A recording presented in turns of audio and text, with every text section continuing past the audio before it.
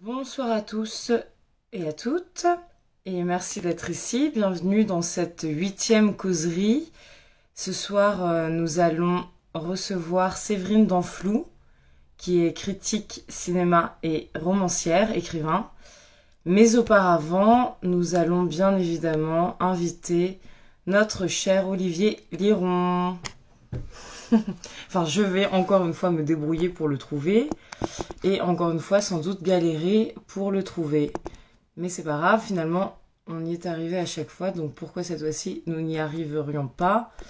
Olivier Liron. Hum, hum, hum.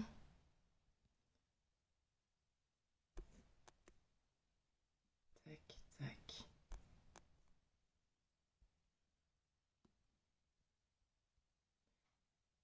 En tout cas, je vois rien du tout là. Je vois juste la liste des noms et je cherche Olivier. Pour celles et ceux qui sont en ligne et qui connaissent un petit peu le principe, merci pour votre patience et surtout restez. Ça va être une super causerie, mais vous savez, à chaque fois, il y a ces petits aléas du direct, comme on dit. Voilà, j'ai trouvé Olivier. Les petits aléas techniques qui sont très vite résolus. J'ai réussi à inviter Olivier qui devrait arriver. Ok, j'ai dit oui, j'ai accepté. Ça va, Olivier? Bonjour Clarisse, bonjour tout le monde. Salut. Alors maintenant, on invite Séverine Danflou, qui est donc notre invitée de cette 8e causerie. Une femme qu'on aime beaucoup, une critique cinéma, comme je disais, une écrivain.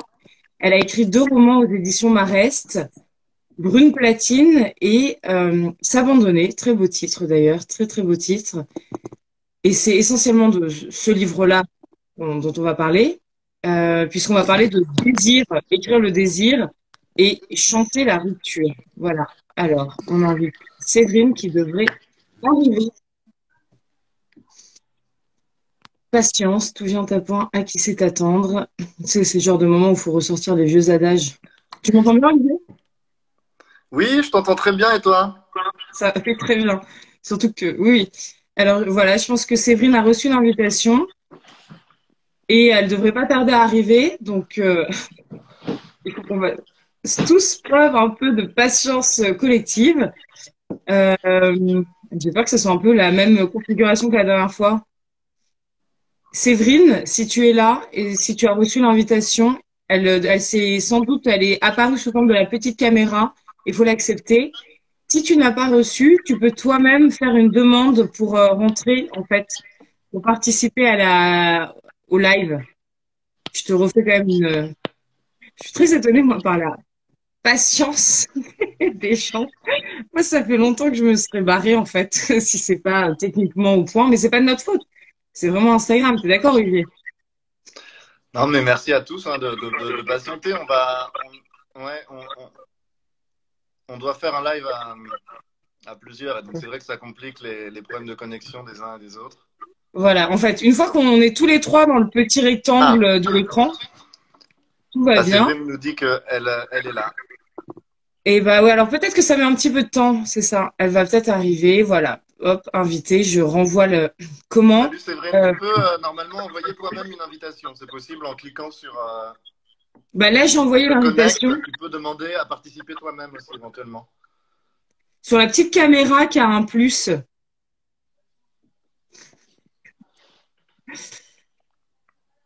Ça devrait. Non, mais bon, on peut faire des petites blagounettes en attendant, mais c'est pas non plus le but.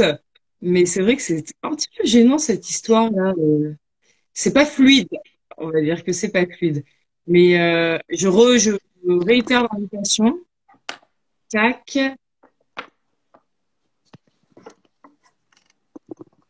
Et toi, Olivier, tu peux essayer, tu penses? Bon, enfin, on attend peut-être que Séverine nous fasse une invitation, une demande d'invitation de participation. Sinon, on Euh, commence un petit peu à échanger autour des thèmes en attendant que Sylvie nous rejoigne parce que moi, je ne peux pas envoyer d'invitation parce que c'est toi qui as lancé le live via les ateliers. Ouais, exactement. Ah, voilà, attends. Non, il y a Caroline Valla qui veut participer, mais bonjour Caroline et merci de vouloir participer, mais c'est pas possible pour l'instant parce qu'on attend notre invitée Séverine. Mais comme quoi c'est possible en fait. Séverine, si tu appuies sur la petite caméra, ah, on va voir. Voilà, super. Séverine arrive. Génial. Normalement, c'est bon. Non? Bah, je pense que Elle vient c'est vrai, d'accepter quand on la. se connecte, le bouton apparaît, mais après, je sais pas comment ça marche. Non, non, mais il y a pas d'inquiétude. Ça a fait comme ça la semaine dernière avec Brigitte Benkemoun aussi. Donc c'est vraiment. C'est pas évident, je trouve, quand on arrive, quand on suit un live. Non, mais quand on suit un live et qu'on veut demander à participer, moi, ça m'est arrivé de ne pas réussir à envoyer Ben, l'invitation de participer. Ouais, ouais. surtout que là, j'ai accepté Séverine et c'est très bizarre que Séverine n'apparaisse pas. Peut-être qu'on prend trop de place, Olivier, toi et moi. On Ou est alors, peut-être trop proéminents. je laisse On a des ma place à égos trop Séverine et puis je volumineux. vous écoute. C'est possible aussi. Hein, mais... Parce que là, il y a écrit que Séverine est invitée, qu'elle fait partie, donc c'est très bizarre. Oh là là, c'est vraiment très pénible ça. Tu veux que je me Je suis déconnecte et désolée. que je te laisse inviter Séverine? Euh, non, non, non, non, pas du tout. On va y arriver. Je renvoie l'invitation à Séverine. Non, non, c'est bizarre, c'est très aléatoire. Voilà! Ah, C'est bon, ça y est. Salut Séverine! Oh là là, c'est vraiment très pénible ça. tu veux que je me Ça va? déconnecte et que je te laisse inviter Séverine? Là, c'est bon, ça marche? Ouais, super. Non, non, non, non, pas du tout. On va y arriver. Attends, mais moi, je vous vois. Alors, Je renvoie l'invitation à Séverine. est-ce que là, ça marche? Oh là là. Oui, ça a l'air de marcher là. Là, Ah, vous ça me y est, je voyez? t'entends. C'est parce qu'en fait, ça marche que sur portable. Oui, voilà, c'est ça. Un peu le principe d'Instalive, c'est que ça marche que sur portable et donc il y a tous les aléas techniques qui sont liés au portable. Ouais. Olivier, tu m'entends normalement là? Oui, je Moi, t'entends, mais c'est vrai j'entends, ça que j'avais y est. essayé la semaine dernière avec l'ordinateur, c'est pas possible. Ouais. C'est pas Ok, possible avec l'ordinateur. Voilà, ok. ouais. Ok. Bon, en tout Bah, cas, Je crois pas. Ouais. là, nous sommes tous les trois réunis dans ce petit rectangle, donc Super. tout va bien. On va pouvoir commencer. Pour, voilà. Bah, merci. bonsoir, Olivier. Bonsoir, Clarisse. Bonsoir et merci beaucoup d'avoir Merci accepté Séverine. de Merci à Je suis participer vous. super à content. cette causerie. J'essaie de caler mon portable, du coup, parce que c'est moins pratique. Voilà. Alors en fait, le titre, le sujet de cette série, c'est écrire le désir, chanter la rupture. On a Ouais. choisi ce sujet ensemble parce que, comme je tout à l'heure, vous m'entendez bien? Ouais. Olivier, tu m'entends bien? Oui, ça va maintenant, ça va. Ça, c'est un petit peu grésillé. Mhm. Tu es critique cinéma et tu as écrit un roman, Brume Platine, aux éditions Ouais. Marest, et S'abandonner. Et dans le dernier roman qui est paru en mars de cette année, donc 2021, il est beaucoup question de désir, et donc de désir, on va dire, contrarié, puisqu'il est beaucoup question de rupture sentimentale. Mhm. Et ça, c'est vraiment un sujet qui est on ne peut plus universel. A priori, dans toute vie, et j'aurais envie d'ajouter dans toute vie réussie, il y a des ruptures même fracassantes. Enfin, une vie qui serait complètement épargnée d'une rupture. Bon, non, c'est pas qu'elle serait ratée, mais c'est que la rupture, c'est presque comme une sorte d'expérience initiatique à l'échelle d'une vie. Mhm. Et l'illustrateur a l'idée, lui-même sort d'une rupture, et a l'idée de faire un documentaire au sujet justement de la rupture amoureuse. Et il va au contact, au devant de plusieurs femmes qui sortent elles-mêmes de rupture et qui se trouvent dans cette situation de désemparement, enfin, voilà, cette situation émotionnelle qu'on connaît plus ou moins et qui fait que c'est un peu le grand zéro de l'existence, une sorte de deuil. Et tu mets en scène cet homme qui lui-même met en scène. Et la première question que je me posais, que je vais vous poser, c'est qu'est-ce qui pousse un homme comme ton narrateur ou une femme comme toi à faire du désir le sujet central de sa démarche artistique? Qu'est-ce qui pousse à écrire sur le désir ou à faire un film sur le désir? Alors, je pense que vous aussi, vous écrivez tous les deux. Vous savez bien que c'est d'abord un moteur d'écriture, le désir. Euh, c'est sans doute un, comment dirais-je, c'est producteur de, oui, de création en fait, déjà à l'origine.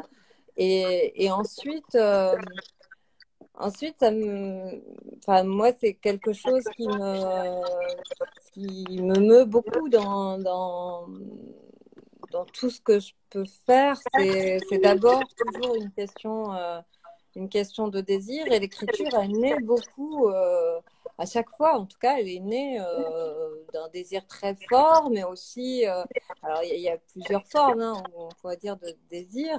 Euh, Celui qui naît du manque, mais aussi ouais, une nécessité aussi d'écrire sur le désir des femmes et puis le désir de manière universelle, le désir en général. Enfin, et là, c'est un homme aussi qui n'arrive plus d'une certaine façon à désirer parce qu'une fois qu'on a été jeté, on est un peu déphasé, on a du mal à se retrouver soi-même, on est déconstruit et comment est-ce que cet homme va réussir à se propulser à nouveau dans le désir? C'était ça qui m'intéressait. J'avais envie d'interroger, de questionner, et ce qui nous arrive à tous, je pense, lorsqu'on a subi une rupture. Voilà, on cherche à creuser notre désir, essayer de le retrouver, en tout cas, à un moment donné.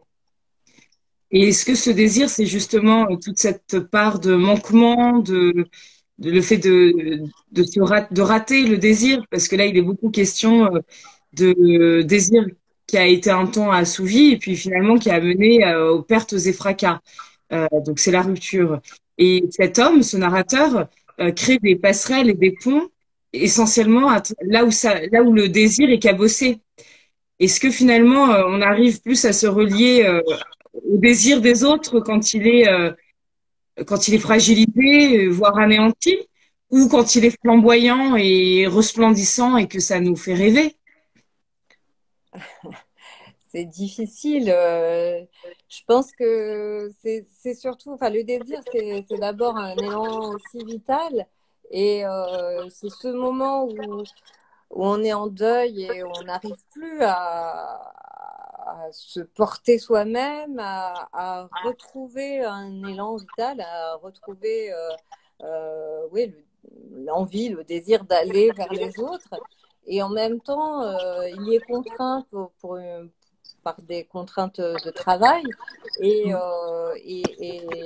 nécessairement, il va l'assouvir parce que c'est des contraintes de travail qui l'amènent vers la création. Et donc, il doit fabriquer un documentaire, inventer un documentaire autour de la question de la rupture. Donc, ça le touche évidemment profondément.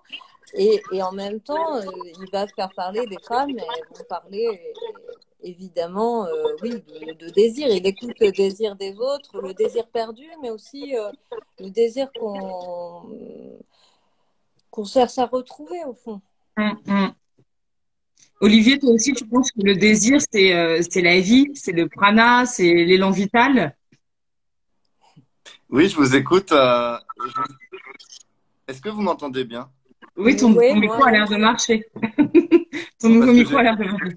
j'ai un écho à la fois quand vous parlez et quand je parle, et ce qui fait que on est en plein dans le désir, c'est-à-dire qu'il y a la réalité et la déformation de la réalité. Et c'est très, très vertigineux.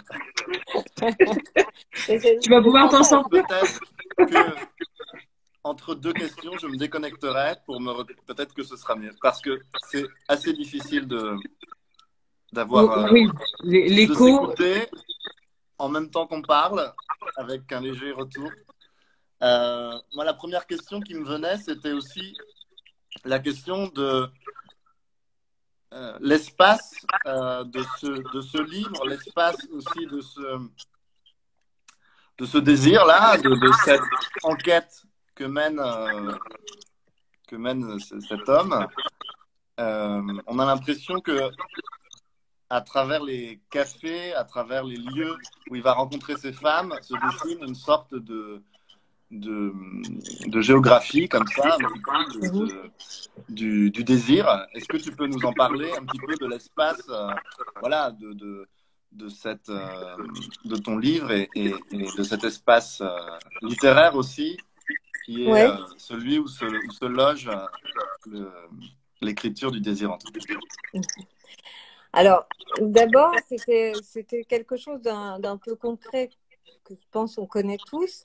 C'est-à-dire que lorsqu'on a subi ou lorsqu'on subit une rupture, eh ben, tout d'un coup, il y a des lieux qu'on essaie d'éviter parce qu'ils nous rappellent des moments heureux et nous, on ne l'est plus. Donc, ça fait un écho assez tragique. Et donc, il y a évidemment cette géographie intime qui renvoie à des moments de douleur et il y a des zones comme ça qu'il veut éviter, qu'il appelle zones marécageuses.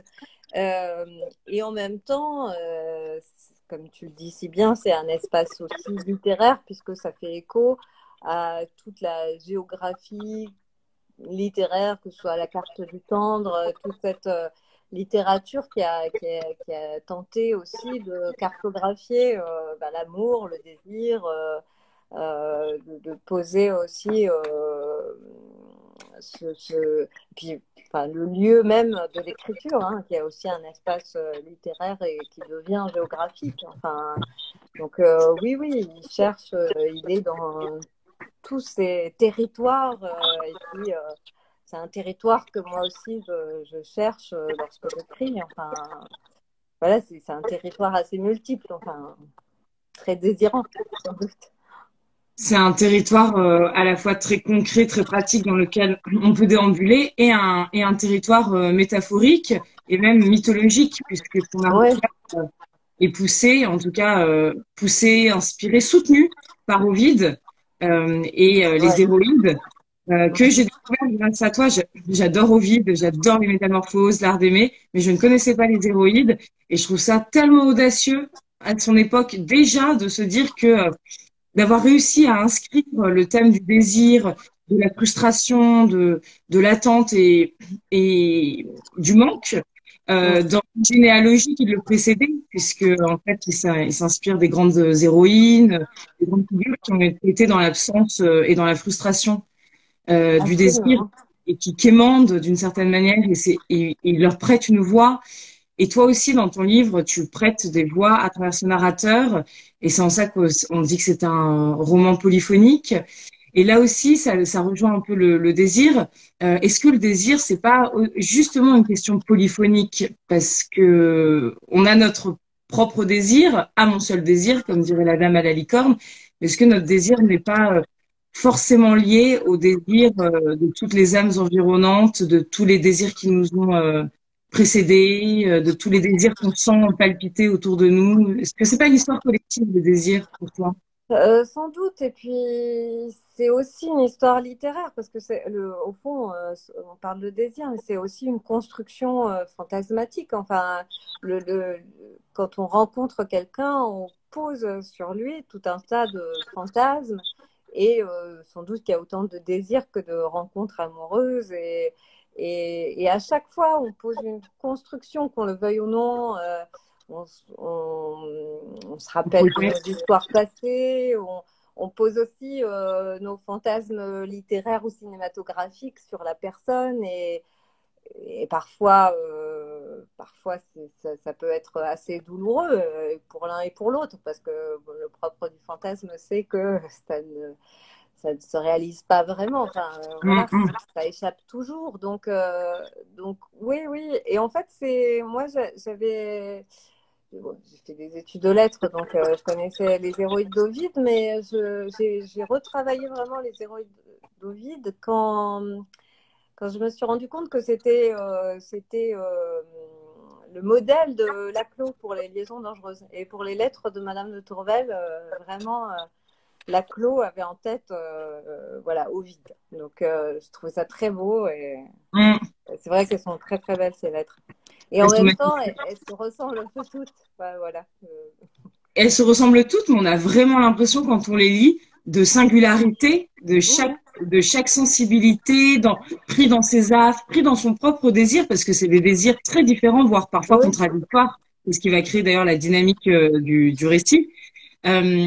Et alors, Olivier qui est réapparu parmi nous.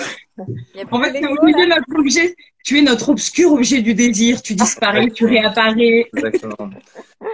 Je On vient suis justement. labile et j'ai essayé par rapport à la technique, mais je pense que c'est une question de connexion. Si vous m'entendez, c'est l'essentiel. Ben là, Oui, on s'entend très bien. on Ouais. t'entend. Bah, non, mais je vous écoutais de toute façon et c'est intéressant. C'est vrai qu'il y a une sorte de constante à travers les siècles aussi, sans être experte sur la question, mais d'intrication entre l'absence et le désir. Et dans les mythes de la peinture, on dit souvent que c'est la première femme qui a peint les contours de son amant parti à la guerre, qui était la fille d'un potier, donc qui a peint avec de l'argile et qui a dessiné avec ce manque, avec ce désir, cette première silhouette comme ça, cette première trace d'écriture, picturale en l'occurrence. Et c'est vrai qu'il y a cette expression que tu utilises, qui est le titre d'un essai, que lit le narrateur et qui est sur les voix endeuillées. Ouais. Les voix du deuil et les voix endeuillées. Donc ce serait ça une autre question. Ce serait comment est-ce que écrire le désir, c'est aussi écrire la rupture, l'absence, le deuil. Comment est-ce que ces voix du désir peuvent devenir des voix qui chantent l'absence, qui charment l'absence? Alors, je crois qu'il y a une citation de Bashung qui disait il parlait des histoires d'amour, les belles histoires sont faites pour s'achever, quelque chose comme ça, et se transformer en chanson. Enfin, je n'ai pas la citation exacte, mais au fond, ça fait des belles chansons. Les ruptures, ça fait des belles chansons. Il disait quelque chose comme ça. Et oui, on est toujours dans une espèce de perte qui vous aide à construire autre chose. Donc, quand j'avais écrit Brune Platine, j'étais partie du fait que je me demandais qu'est-ce que c'est qu'aujourd'hui une femme qui passe 20 ans à attendre le retour de l'homme qu'elle aime. Donc 20 ans dans le manque.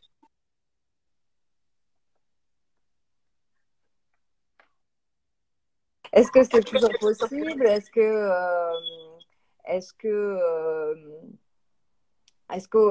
l'ère des réseaux sociaux et où la toile, c'est devenu la toile d'Internet et plus une toile qu'on déconstruit la nuit, est-ce que c'est toujours possible, voilà, d'attendre 20 ans? Qu'est-ce qu'on fait de son désir pendant 20 ans? C'est une vraie question déjà homérique. Et puis en même temps, ça semble peu probable, mais aujourd'hui, mais en même temps, voilà, ça m'interrogeait, ça m'intéressait d'essayer de supposer qu'elle construisait autrement son désir, qu'est-ce qu'elle en faisait. Et comment, au fond, ce qui nous plonge aussi tous presque dans la création, c'est parce qu'on a un manque. On désire quelque chose qui nous manque et on a besoin de le combler par l'écriture, par une caméra, par la peinture. Enfin voilà, on a besoin de combler quelque chose qui nous manque intrinsèquement, intérieurement. Et l'écriture naît d'un manque déjà. Donc voilà, le désir nous propulse vers quelque chose, vers la vie, parce que la création, c'est quand même la vie. Mais parce qu'il nous manque quelque chose fortement. Je ne sais plus si je réponds du tout à la question, parce que je pars dans mes idées. Peut-être pas. Si, justement, par rapport à cette question du manque, en fait, au moment où on décide soit d'écrire, soit de prendre sa caméra, de la braquer sur un objet, le fait de créer tout d'un coup dans son esprit une idée fixe sur laquelle justement avoir un projet artistique, c'est aussi avoir une idée fixe, c'est se lever le matin en se disant je travaille là-dessus, je creuse cette question. Et l'idée fixe, c'est un peu le contraire du manque. C'est quelque chose qu'on a, qu'on peut posséder, qu'on peut creuser, qu'on peut s'approprier. Et même après, une fois qu'on a sorti le livre ou le film, on parle de cette chose comme si plus jamais elle pouvait nous échapper. C'est même parfois un petit peu, je ne sais pas si ça vous fait ça quand un livre sort, et tout d'un coup les gens vous posent des questions comme si cet objet-là, c'était le vôtre, que vous l'aviez confectionné, que plus jamais il pouvait vous échapper, qu'il vous était associé, alors que à l'origine, comme tu viens de le dire, Séverine, à l'origine, ce qui nous a poussé justement à l'écrire, c'était un trou, une faille, une béance, quoi. Et la création comble cette espèce de manque. Souvent même, c'est un manque peut-être qui va au-delà d'une personne. Ça peut être un manque existentiel vraiment archaïque et très profond. Et les lecteurs et les spectateurs qui regardent un film qui parle de rupture, qui parle de deuil justement, qu'est-ce que ça leur apporte que cette question-là soit si frontalement posée sur la table, de voir par exemple une femme pleurer parce que elle a le cœur en miettes. Qu'est-ce que ça apporte émotionnellement au lecteur ou au spectateur cette question-là, puisqu'elle est tellement traitée dans l'art que ça veut dire que c'est quelque chose qui a encore une portée. Oui, alors qu'est-ce que ça apporte très souvent parce qu'on se projette dans ces histoires-là et que soit ça nous rassure dans notre vie parce que tout va bien ou au contraire, eh ben, ça fait du bien d'aller pleurer au cinéma quand on est triste déjà.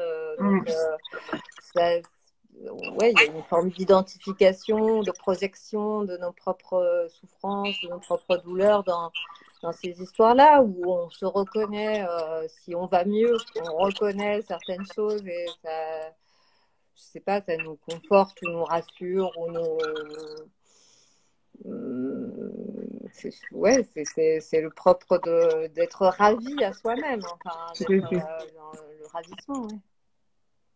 Une forme aussi d'identification et de consolation. Qu'est-ce que toi t'en penses, Olivier, de la portée consolatrice de l'écriture, de la littérature? Oui, non, mais j'écoute avec intérêt. C'est vrai qu'il y a quelque chose un petit peu de paradoxal, c'est-à-dire qu'on écrit pour combler un manque en sachant très bien ou en découvrant que ce manque ne sera pas comblé complètement, en tout cas. Et l'écriture se construit dans cet aller-retour entre cette faille et ce puits-là, et puis la trace qui devient une œuvre d'art parfois, ou qui devient simplement autre chose, de plus modeste. Mais en tout cas, ouais, il y a cette voie-là, cette voie du désir qui porte en elle ce manque. Donc parfois on aurait envie, comme dit Henri Michaud dans un poème, d'arrêter de vouloir laisser des traces pour combler des manques, d'arrêter de chercher une forme de consolation. Mais néanmoins, on continue parce que, en fait, c'est une consolation qui est magnifique et qui est indispensable. C'est une très, très belle illusion, quoi. Et que dans tous les cas, il faut qu'on se console. Donc, que ce soit avec ou sans l'art, c'est peut-être que le propre de la nature humaine de vouloir se consoler depuis la naissance. Au début, il y a des gens pour le faire autour de nous, puis après, on est un petit peu seul avec notre lot de consolation. Et par rapport au désir que René Girard a appelé le fameux désir mimétique et le triangle du désir, alors Lacan, que j'aime pas du tout, mais que je me retrouve quand même à citer régulièrement parce qu'il est bref et qu'on peut il est concis et on arrive facilement à se remémorer ses citations. Il dit le désir, c'est le désir de l'autre. Donc ça rejoint un peu cette idée du désir mimétique. Qu'est-ce que vous en pensez? Qu'est-ce que Séverine, tu en penses en tant que quelqu'un, en tant que créatrice? Quand tu parles du désir, voilà, qu'est-ce que tu penses du fait que le désir, c'est toujours le désir de l'autre? Alors, j'ai pas révisé mon Lacan, donc là, je vais pas développer sur Lacan, je laisse, je botte en touche. Sur le désir mimétique, c'est plutôt on désire ce que l'autre désire déjà chez Girard. Alors, oui, sans doute.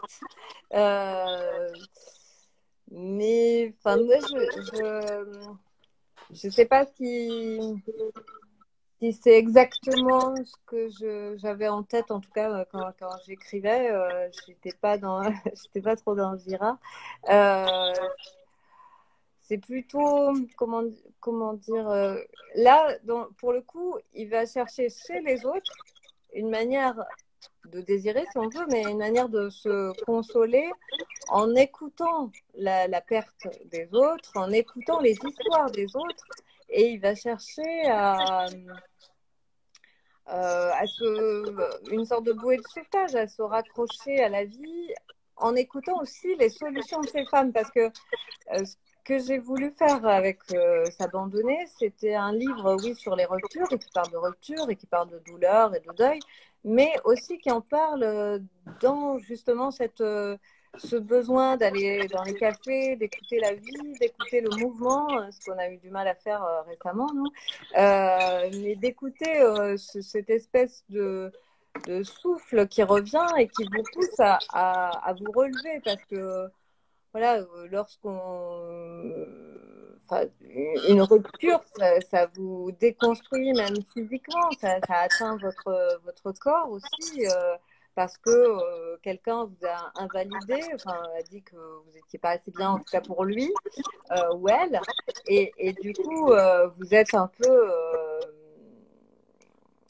C'est pas une question d'amour propre, c'est vraiment une question comme si on était, je sais pas moi, atteint physiquement, lessivé, on n'existe presque plus. Et comment est-ce qu'on va retrouver une certaine manière d'exister à nouveau, de se propulser vers le monde, de se projeter dans la vie?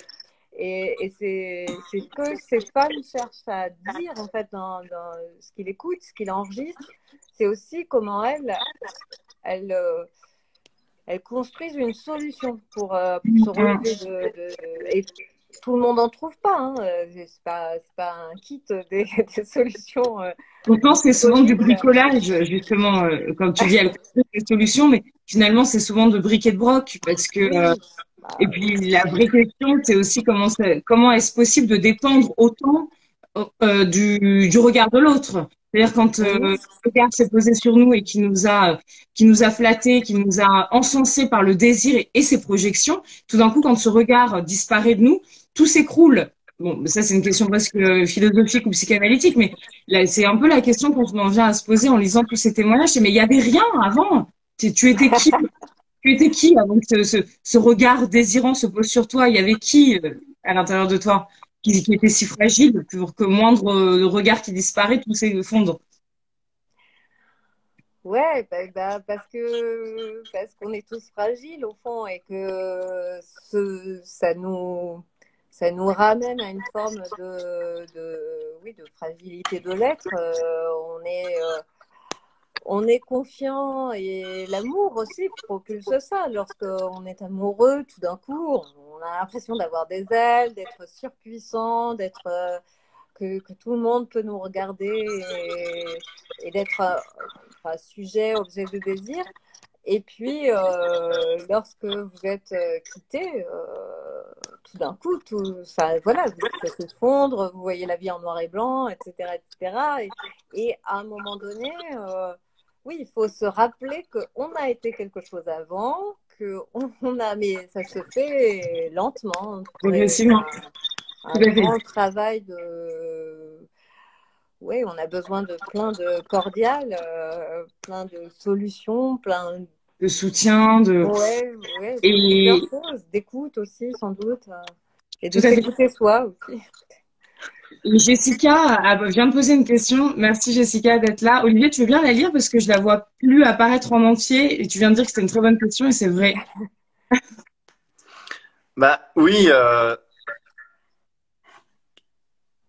Jessica écrit que la rupture, c'est aussi le commencement d'autre chose. Que ça peut être très libérateur. Moi, j'ai cette partie-là. Et libératrice et joyeuse, ouais. Ouais. Alors, Joyeuse. alors oui, ça c'est sûr, c'est le Tout dépend de commencement quel d'autre côté on se chose. place aussi. La C'est le rupture n'est pas toujours commencement. subie, elle peut être provoquée, elle peut être. Oui, c'est Alors, dans ça, ton c'est ça. livre, c'est quelque chose d'un petit peu. Justement particulier. Et c'est très fort parce que toutes ces voix, euh,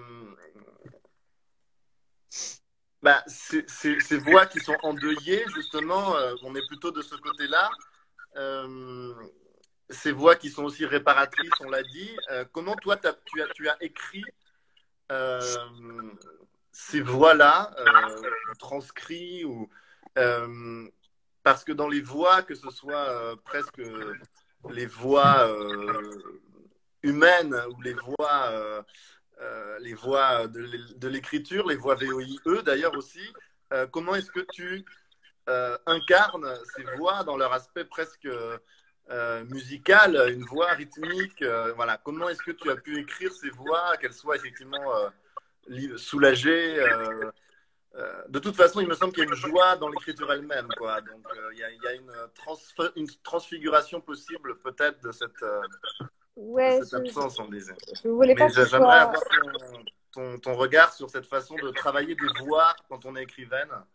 Euh, et les voix de ces femmes, comment les écrire, les différencier, les inventer. Alors, je voulais pas en effet que ce soit douloureux et très pesant tout le temps.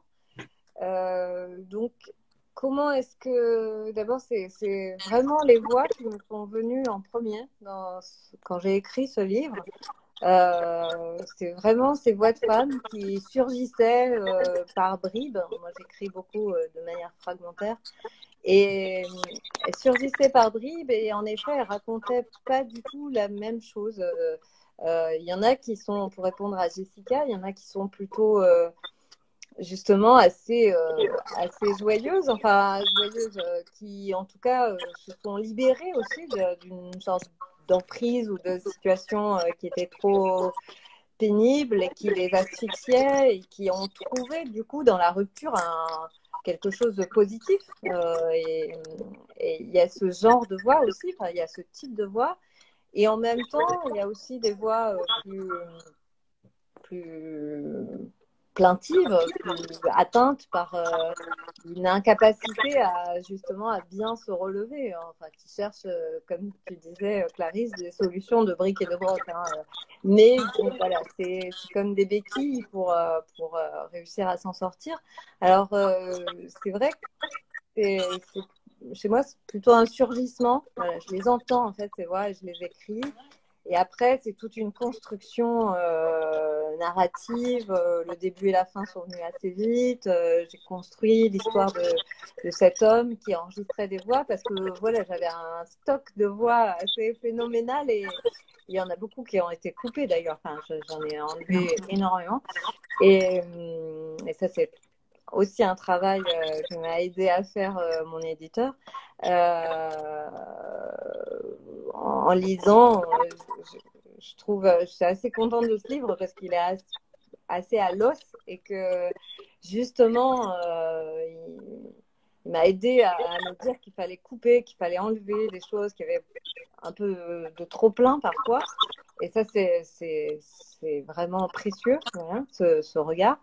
Euh, voilà, je ne sais pas si j'ai répondu Et à la justement, question. alors, Séverine, si tu avais dû le faire en film, parce que c'est pas vraiment une mise en abîme, mais c'est un film dans le livre, mais toi, tu es quand même celle qui tient la plume et qui met en scène justement le metteur en scène. Et pourquoi toi, tu as privilégié l'écriture, mais tout en t'intéressant quand même au processus de la caméra? Qu'est-ce que toi, ça t'a apporté de plus de l'écrire et non pas de le filmer, cette démarche-là? Euh, alors d'abord, parce que moi j'écris plutôt que je me filme, c'est enfin, mode, j'aime pas trop ce terme, mais c'est mon véhicule pour écrire, enfin pour créer plutôt. Euh, J'écris et ensuite c'est vraiment c'est vraiment un travail de voix et j'ai cherché à avoir, je ne sais pas si j'ai réussi, mais j'ai cherché à avoir une écriture relativement poétique, enfin d'être assez proche de quelque chose de poétique et je visualise les choses, mais je ne sais pas si ça fera un film. Enfin, moi en tout cas, c'est pas mon moteur de création, le cinéma. Même si j'aime le cinéma et même si je l'intègre et même si voilà, je travaille par ailleurs beaucoup pour le cinéma, mais enfin, j'écris sur le cinéma. Mais, mais là, c'était pas vraiment ça qui était en jeu. C'était vraiment des voix et un travail d'écriture. Voilà, j'avais vraiment besoin de ce matériau littéraire et puis voilà, il fait écho aussi à d'autres matériaux littéraires, que ce soit Ovide, que ce soit Héloïse et Abélard, que ce soit, je sais pas moi, les lettres de la religieuse portugaise, enfin voilà. Et en effet, c'est vraiment très poétique, ton livre. Et Olivier, tu veux dire quelque chose? Non, ah non, Oui, je pensais que- oui. Non, j'avais dit non, c'est très poétique. je Et t'entends, mais justement, le désir peut être amené de manière très poétique et ça s'y prête. Alors parfois, la poésie du désir peut être aussi très casse-gueule, hein, parce qu'on peut vite tomber quand même dans l'eau de rose, le kitsch, voire le grotesque. Mais il y a aussi le désir qui s'exprime avec parfois son alter ego, souvent la violence, le désir et la violence. C'est un bon duo quand même, ça fonctionne bien au cinéma. On voit encore là récemment au Festival de Cannes. Qu'est-ce qu'ils ont à voir? Pourquoi ils s'entendent si bien, selon vous, Olivier? Est-ce que ça t'intéresse, toi, ce tandem? Moi, ça m'intéresse beaucoup, le désir et la violence, pas dans ma vie intime socialement, mais dans l'art. Je trouve ça assez fascinant. J'ai l'impression que c'est comme deux éléments, je sais pas, comme la terre et le feu, enfin, deux éléments à la fois complémentaires et antagonistes, mais qui, quand ils se rencontrent, se disent de l'un à l'autre des choses, et s'apportent l'un à l'autre des choses. Donc, je sais pas, qu'est-ce que vous en pensez? Alors, Olivier, tu veux répondre d'abord? Moi, j'ai une réponse, il n'y a pas de problème. non, moi j'aspire à inventer des formes et à réfléchir sur des formes de désir qui justement ne seraient pas intrinsèquement violentes ou ne supposeraient pas justement des rapports de violence. Je trouve que c'est intéressant de, de réfléchir à, je ne dis pas que c'est donné, hein, évident, mais comment suspendre justement les rapports de pouvoir, parce que les rapports de violence, c'est les rapports de pouvoir, dans des schémas amoureux. C'est vrai qu'il y a une sorte d'érotisation de la violence, en fait, qui est très présente dans notre société, qui fait qu'on ne peut pas imaginer le désir aujourd'hui sans violence. Mais je pense que c'est un des enjeux aujourd'hui d'inventer des formes, je ne sais pas, différentes d'Eros. Bon, ça nous emmène assez loin comme question, mais je crois que c'est vraiment passionnant, quoi. C'est passionnant. Moi, un des aspects qui m'a beaucoup touché dans ton livre aussi, Séverine, c'est que justement, il n'y a pas une seule vérité, quoi, sur le désir. Et le fait que ce soit, comme tu le dis, des voix, qu'il y ait plusieurs voix, celle de l'Antiquité aussi, celle des voix classiques. Moi, j'aime beaucoup la religieuse portugaise, cette littérature épistolaire, comme on dit, toutes ces voix et aussi la polyphonie de ces femmes crée un espace où il y a plusieurs vérités. Et je crois que le désir ne peut être que multiple. Et la rupture ne peut être que multiple. Et dans ton livre, ce qui est très beau, c'est qu'il y a même un moment, il y a une scène qui est très belle où le narrateur, enfin, donc cet artiste qui sert de fil rouge aussi à l'histoire, il est en train d'écrire et là, il y a une femme qui l'héberge. Alors peut-être que je mélange, mais non, c'est bien ça. Et qui lui dit, mais en fait, ce que tu es en train de raconter sur nous, en fait, n'est pas la vérité. C'est-à-dire que tu inventes une histoire, mais moi, j'ai ma propre histoire, j'ai ma propre version des faits. Et donc, le fait qu'il y a plusieurs versions du désir m'a semblé intéressant. Je ne sais pas dans quelle mesure tu as intégré cet aspect-là dialogique, enfin polyphonique, dans l'écriture et dans quelle mesure on pourrait dire que c'est une sorte de constance, le fait qu'il y ait plusieurs vérités au désir. Oui, bah, il y a plusieurs vérités. Enfin, chacun, si on raconte, je sais pas, une dernière histoire d'amour, ou c'est sûr qu'on n'a pas la même version que la personne avec qui on était, et, et, euh, et c'est intéressant aussi d'opposer ces versions ou de les confronter et de voir qu'au fond, on n'a pas vécu la même histoire aussi, parce que justement, on projette des choses sur l'autre qui sont nécessairement intimes, qui sont oui, nos désirs, nos fantasmes, nos illusions aussi, sans doute. Et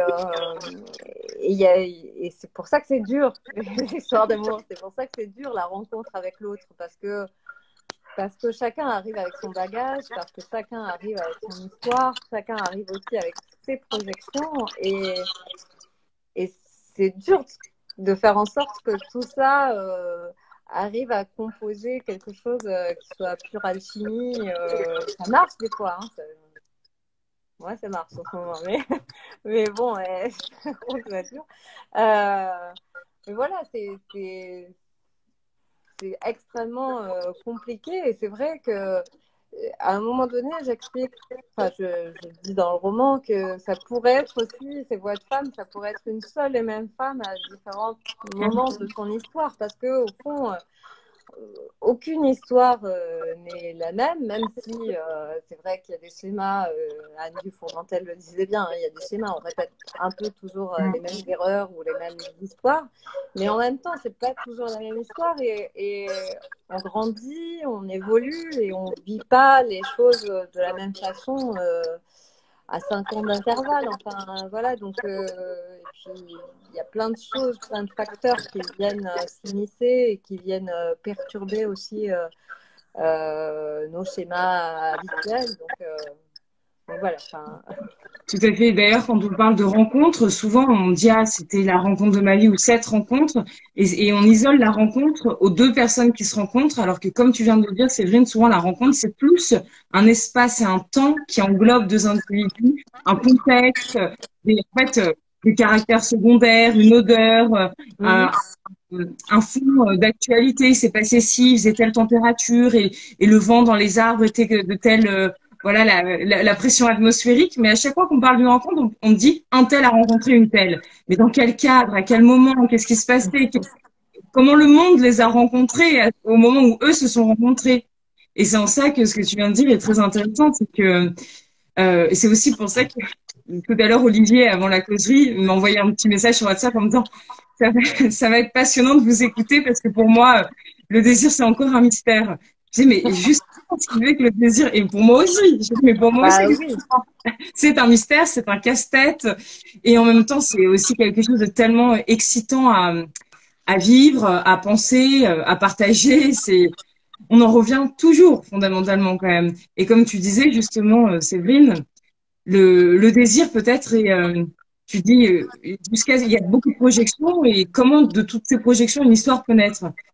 Et c'est peut-être là que l'artiste intervient. Il indique l'histoire. En fait, il montre la voie de l'histoire. Alors que nous, les humains, quand on est pris dans notre désir, on n'obéit qu'au désir, on oublie qu'il y a une histoire, on oublie qu'il y a un cadre, qu'il y a plein de choses qui entourent cette histoire. L'histoire, si on lui accorde un peu plus d'importance, elle prend les rênes, elle nous embarque, et là, on sort un peu de nos projections, de nos fantasmes mortifères et répétitifs. Ouais, sans doute. Ouais. Posteriori. C'est beau ce que tu disais, Séverine, de l'idée de projection, de la nature fantasmatique de tout ça. Et je pense à la chanson de Nougaro qui s'appelle Le cinéma, Les Nuits Blanches, où effectivement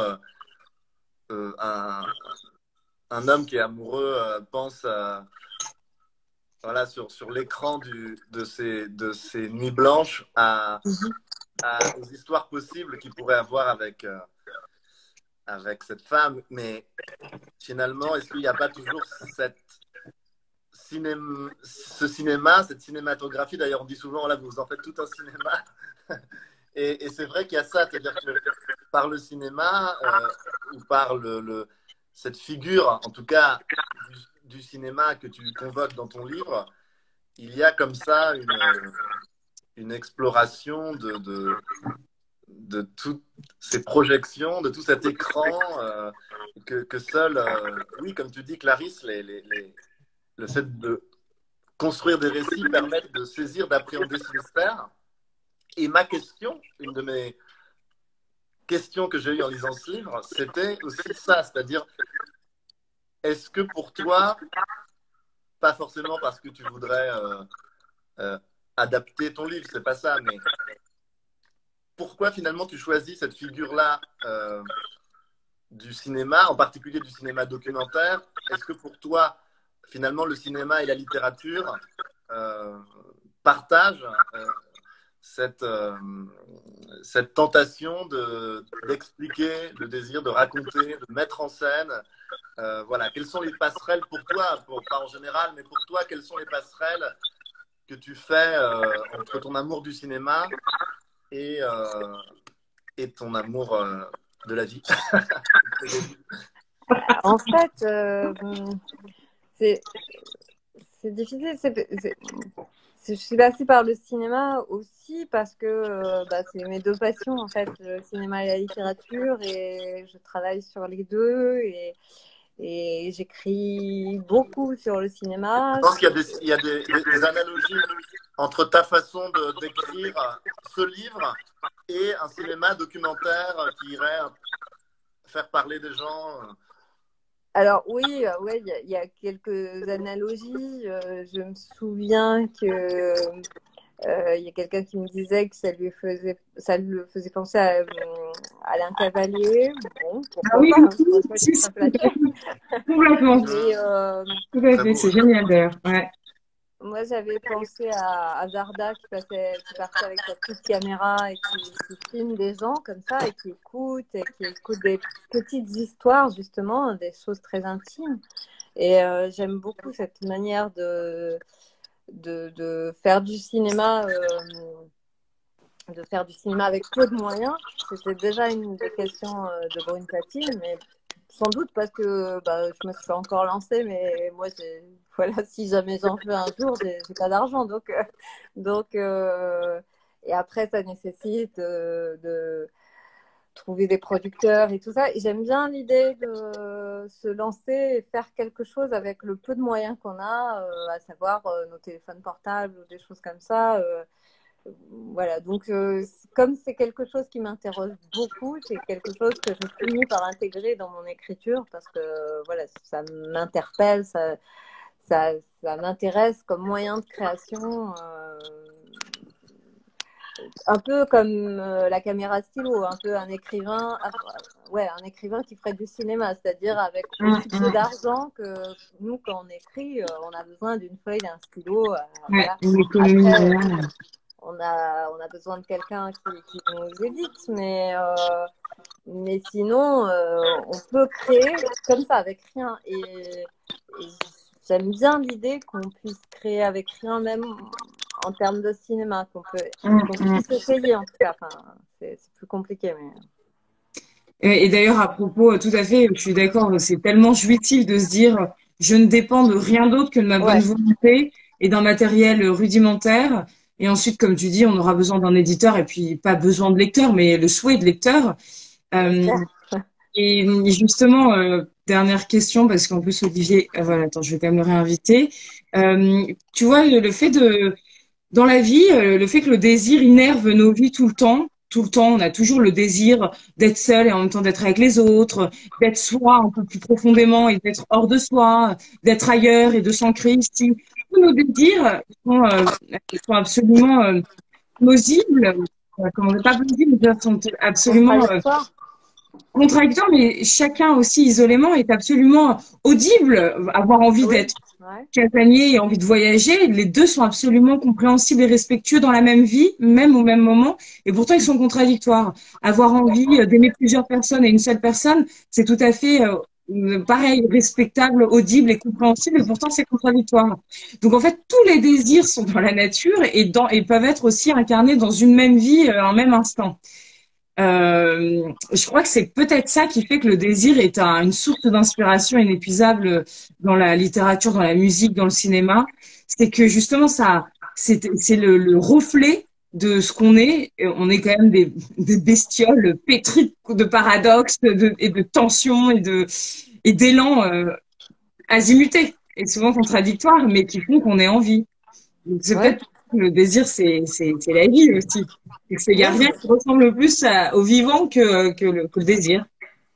ouais, bien sûr, tout à fait. Du coup, Vas-y. j'ai pas posé de question, mais si ma question c'était qu'est-ce qu'on fait quand on dépend du désir des autres? Et là, c'est plutôt une question qui peut intéresser toute personne qui est dans une voie artistique. Par exemple, quand on est comédien, on dépend complètement du désir de l'autre. On va pas réciter du Shakespeare dans sa chambre toute la journée en attendant que quelqu'un qui s'appelle. Enfin, encore que c'est un très bon entraînement. Quand on est écrivain, c'est pour ça que je pense qu'on aime ça aussi, c'est que peu importe qu'on nous désire ou pas, qu'on vienne nous chercher ou pas, on peut toujours écrire, toujours s'intéresser aux choses, les mettre sur le papier. Je dirais que c'est peut-être la seule voie artistique où on ne dépend pas au moment de la création du désir et du regard des autres. Qu'est-ce que vous en pensez en tant que Séverine?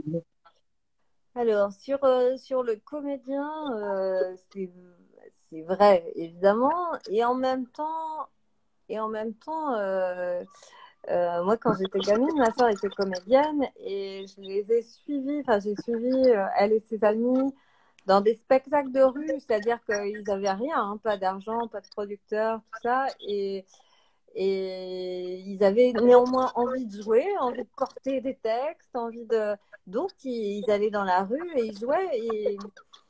Et voilà, je pense que si on veut vraiment créer, on trouve des moyens. Alors aujourd'hui, il y a YouTube, il y a plein de choses, même si peut-être il y a moins de place qu'à une époque. Donc je pense que c'est toujours un peu une fausse question qui nous inhibe, qui nous force à nous dire mais non, mais de toute façon, j'y arriverai pas ou je trouverai pas. Après, oui, on dépend plus du regard des autres et du désir des autres quand on est comédien que quand on est écrivain. Ouais, ça, sans doute. Olivier, un petit air de Robert De Niro d'ailleurs. Il y a Et le ben, même grain de Olivier. beauté au même endroit, le même regard un peu très rassurant de Robert De Niro dans Taxi Driver, surtout quand il regarde sa caméra comme ça. Alors, moi, mon mari il ressemble à Robert De Niro, donc c'est pas. Ah. Mais bon, oui. J'aimerais. Non, mais en tout cas, merci beaucoup Séverine pour tout ce que tu viens de dire lors de cette causerie. Merci pour ton livre, Merci à un très beau vous Merci livre. Séverine. pour l'invitation. Merci à tous ceux qui ont écouté, même si on a mis du temps à démarrer. Je trouvais pas, C'est je suis toujours comme ça. désolée. Je savais pas que c'était que par portable, donc voilà. Désolée. Et encore une fois, un petit peu comme la semaine dernière avec Brigitte Benkemoun, ça crée le suspense un petit peu du romanesque. Bah là, ça a créé aussi un peu la frustration du désir. Donc finalement, c'est fait exprès tout ça. C'est absolument pas un calcul de notre part. Tout à fait. Ben, merci Olivier à a vous deux. disparu, réapparu. Et là, pour le générique de fin, il est avec nous. Donc, Comme bah, le je te laisse désir, d'ailleurs. comme le désir. Voilà, comme le C'est désir. la Il va et vient. proverbiale érosion et disparition du désir. Voilà. Alors, Il Olivier, revient, il revient. oui, bien sûr. Ah bah oui, là, il est inépuisable. Il va tous nous enterrer, ce désir, ce bon vieux désir. Il va nous esquinter et nous enterrer. Et je trouve que, si je peux me permettre, le désir des autres et trouver son désir est aussi une bonne introduction aux ateliers d'écriture parce que, effectivement, c'est souvent ce que je constate, c'est que on cherche à se soumettre à des normes, à des choses. On pense que, et je m'inclus, hein, quand on commence à écrire, on va plaire, on va chercher à se conformer à un désir qui n'est pas le nôtre. Et le chemin vers l'écriture est aussi le chemin vers son propre désir, vers son propre désir d'écriture. Et voilà, juste remercier les personnes qui m'ont fait des retours sur les ateliers parce que j'ai senti qu'effectivement, ça peut aider à trouver son désir d'écriture, en tout cas. Pour le reste, Ouais, ouais, Tout bien à sûr. fait. Ouais, merci Olivier. C'est vrai qu'Olivier anime pour les ateliers bohèmes des ateliers, mais vraiment incroyable de la confiance que tu procures aux personnes qui les prennent, de fantaisie, d'imagination, de générosité. Et puis il n'a que des retours. D'ailleurs, c'est pas pour faire de la pub, mais si vous allez voir les calculs, les retours des gens, même moi, je ne reviens pas. J'ai jamais vu des retours comme ça. On dirait que le Messie en personne animé les ateliers. Waouh. Même, je dirais encore beaucoup plus drôle que Jésus, même. Bref, sur ces bonnes paroles, Robert. De Niro et Messi. ça va, je ne prends pas le melon. Hein. Oui, I'm talking to you. Alors, merci à tous et à toutes d'avoir écouté Merci. cette deuxième causerie. Merci Séverine, Merci à encore une vous. fois. Merci à Merci tous. pour t'abandonner, Merci ce très beau à livre. tous. Et à la semaine prochaine avec Merci Séverine. Henri Leeuwenbruck. Merci à vous. Avec Henri Leeuwenbruck, la semaine prochaine, nous allons parler de la solitude, un paradis ou un enfer. Et vous pourrez aussi nous dire ce que vous en pensez. Voilà. Bon week-end, bonne soirée. Au revoir. Bonne soirée, au revoir. Merci, bisous.